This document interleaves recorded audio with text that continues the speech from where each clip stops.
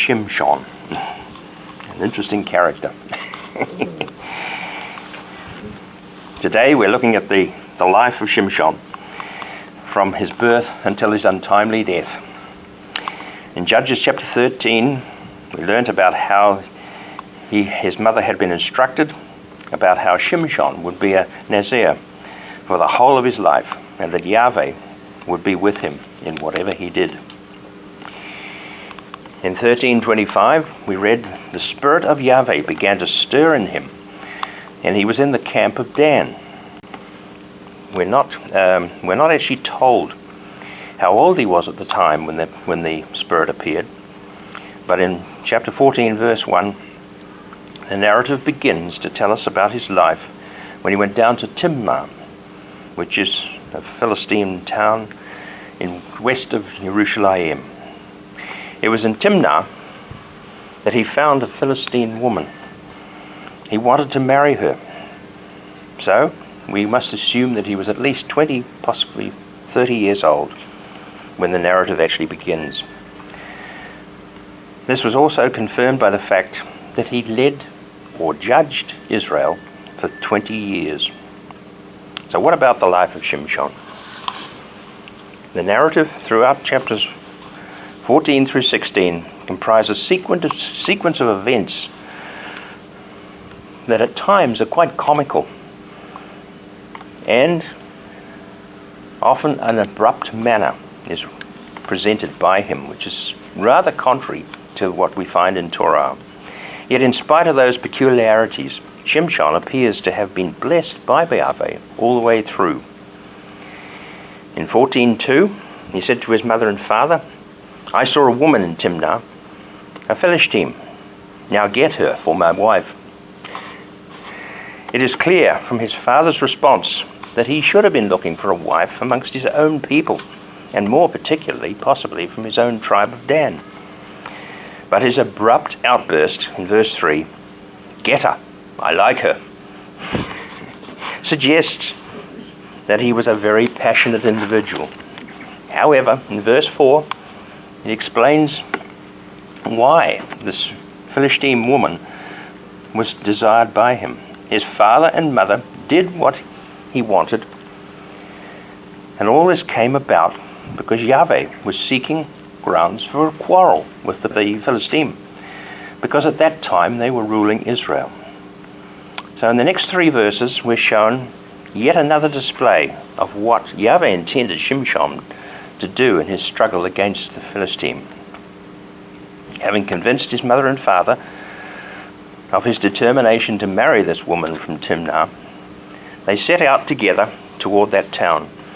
On the way they passed through a vineyard, and Shimshon was confronted by a young lion.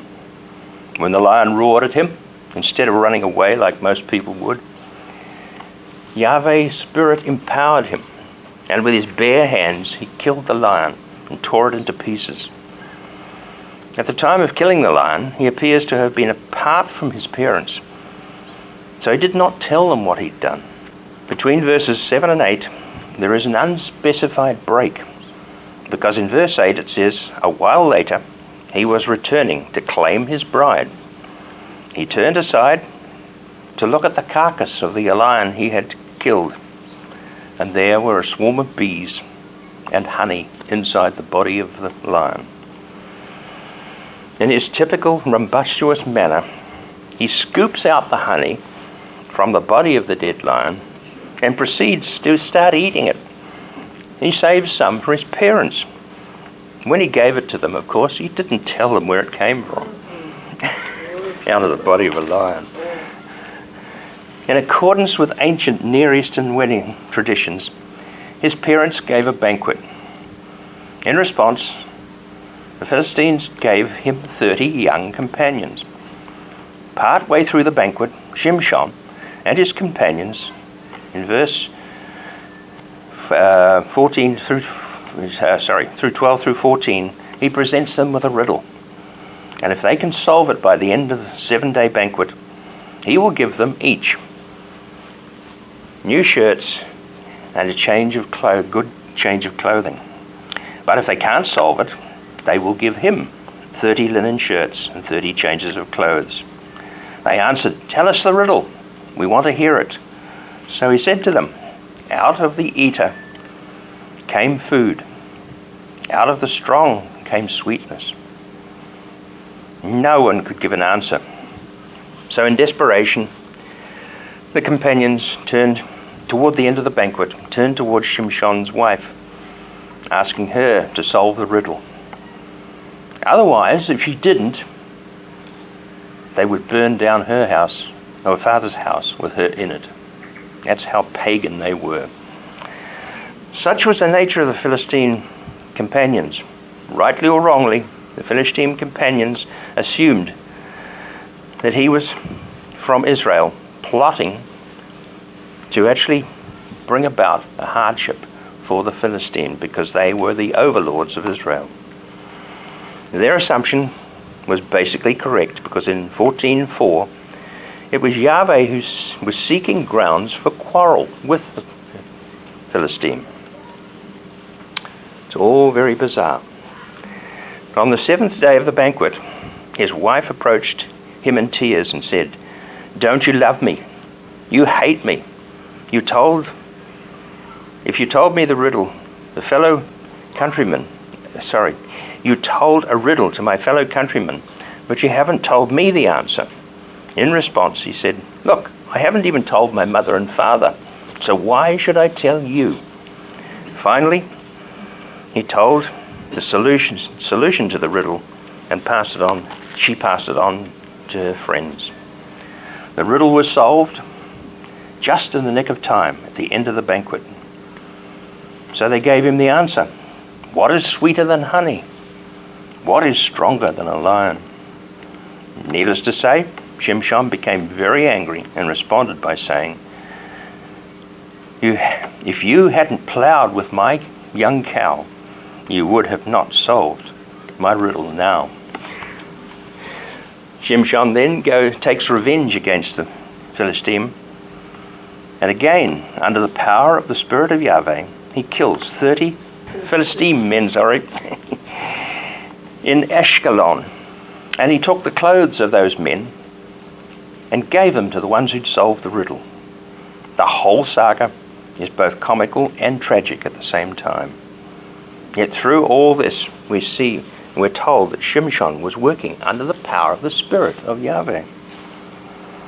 So having paid the wage of 30 shirts and 30 sets of clothes, he then abandons his wife to the companions and goes back to his father's house in Zorah. Without any meaningful explanation, all these rather nonsensical activities in chapter 14 come to a conclusion in verse 20 with the words, "His wife was given to a companion who was his best man at the wedding." So moving on to chapter 15, let's look at the further exploits.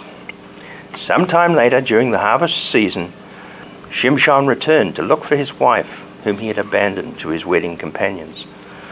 In accordance with normal Eastern tradition, he presented his father-in-law with a young goat as a meal offering, with the words, "I want to go to my wife in her room." Her father refused Shimshon's entry, saying in verse 2, "I really thought you hated her altogether, so I gave her to your best man. But her younger sister is even prettier. Why not take her instead?" Such was the insult. Shimshon became again enraged and exclaimed, "This time I'm through with the Philistine. I'm going to do something terrible toward them." Yet again, the narrative takes a rather bizarre twist in verses 4 and 5, when Shimshon catches 300 foxes, ties them together in pairs by their tails, and places a flaming torch in the knot in these tails, and lets them loose in the grain fields, the olive grove, and the vineyards. He ruined the grain which was ready for harvest, and destroyed the olives and the grapes before they could even set. Once the Philistine realized that he had caused the destruction. They burned both Shimshon's wife and her father to death in revenge against what Shimshon had done. Deeply incensed and eager to avenge the untimely death of his wife and her father, he began killing Philistine in an all-out massacre. So having avenged the loss of his wife, he then turned to the town of Etam, which is close to Bethlehem, in the territory of Yehudah. He concealed himself in a cave while warring parties kept chasing after him and attacking the people of Yehudah. So Shimshon was finally arrested by Yehudah. The Philistine went up, pitched their camp against Yehudah, and attacked them. The men of Yehudah said, "Why are you attacking us?" They replied, "To arrest Shimshon, to treat him the way he's treated us." In response, the men of Yehudah challenged Shimshon about his attitude towards the Philistine. And in verse 11, "Don't you know that the Philistine are our rulers? What are you doing to us?" He answered, "I've only treated them the way they've treated me." So the men of Yehudah arrested him and handed him over to the Philistine. So rather than kill him themselves, they tied him up with ropes. And before the Philistine warriors could take him away, he managed to break free. The Spirit of Yahweh came upon him once again, and the ropes just broke like burnt flax. Free again, he finds a jawbone of a dead donkey. He takes it in his hands and begins killing everyone around him. But we're not told whether they were actually all Philistine or whether perhaps some of the men from Yehudah who had actually initially tied him up and handed him over to the Philistine. But in verse 16 he shouted, "With the jawbone of the donkey I killed 1,000 men." He does not appear to give thanks to Yahweh at this stage for the strength to overpower the opposition. But in verse 18 it does say that he called upon Yahweh. "You accomplished this great rescue through your servant. But am I now to die from thirst and fall into the hands of the uncircumcised?" So having defeated his opposition, Shimshon was exhausted and thirsty. He sat near the rocks, far removed from springs or streams. Finally, he acknowledged that Yahweh was the one who had actually given him the strength to overpower his enemy. As a memorial, the place was called Ramat Lehi, meaning the jawbone heights, and the place where the water came out was Ern HaKavoy, the spring of him who called. So chapter 15 ends with the words, "He judged Israel in the period of the Philistine for 20 years. His strength Yahweh had given him made Israel realize that he had actually delivered them for the whole of that period. They had relative peace continuing under his leadership, and they had reasonable freedom and autonomy." Moving on to chapter 16, in verses 1 and 2, some unexplained reason, Shimshon went back to Azar, which is today known as Gaza, where he spends the night with a prostitute. But somehow, people get to know that their past enemy is back in town, so they conspire to kill him. They'll go to the gates the following morning and arrest him there. However, Shimshon also manages to find out the plot that was against him. Again, it's the power of Yahweh who's upon him. So when he gets up at midnight, he goes to the gates, lifts the doors of the gate off its posts, takes the posts themselves and the locking bar, puts it all on his shoulders, and charges off to a hill overlooking Hebron. Now the whole affair is strange in itself, but it becomes even more extraordinary when we consider the distance between Azar and Hebron, which in a direct line is 60 kilometers over rugged terrain. How did he get there? Doesn't say. But from Azar to Hebron and he parks the posts of the city, or the door of the city, on the heights of the hill. Yet it appears his actions were brought about by Yahweh for the sole purpose of frustrating the Philistine. Rather than bring an end to the Philistine domination of Israel, Yahweh appears to be playing with them at the expense of Israel, because Israel was constantly rebellious towards his Torah. The continued presence of the Philistine caused Israel, to continually reflect on their relationship with Yahweh. Now let's move on and consider Delilah. The rest of chapter 16 is the source of a well-known Bible story of Samson and Delilah. Delilah lived in a valley which was not far removed from the borders between the Philistine region and the territory of Dan. It's located just west of Jerusalem. Again, the chiefs of the Philistine try to find the source of Shimshon's great strength. So the narrative records, so she turns to Shimshon and tries to coax him into telling her the source of his strength. Having been tricked by the first Philistine wife over the lion and the honey riddle, he realized that Delilah was also being manipulated by the leaders of the people. So 3 times he gives her false information about how she could they could reduce him to a normal human being. Finally, she says to him in verse 15, "How can you say that you love me when your heart isn't with me? 3 times you have made fun of me, and you haven't even told me the source of your great strength." She continued to nag him constantly about the source of his strength, until in desperation, in verse 17, he finally says, "No razor has ever touched my head, because I have been a Nazir of God since I was born. If someone shaves my head, then my strength will leave me, and I will be like any other man." Armed with the truth, she finally summons all the chiefs of the Philistine. While he is still asleep in her lap, he calls the men to shave off locks of his hair. They brought money for her, which they had promised if she could come forward with the truth. And then finally, when he awoke, she began tormenting him yet again before he realized what had actually happened.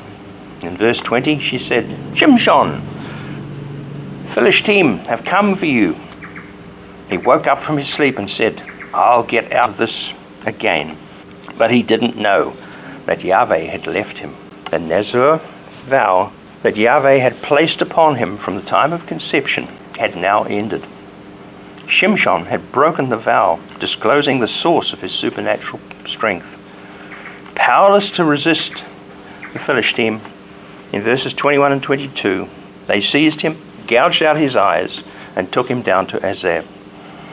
There they bound him in chains and made him grind grain. However, after his hair had been cut off, it began to grow yet again.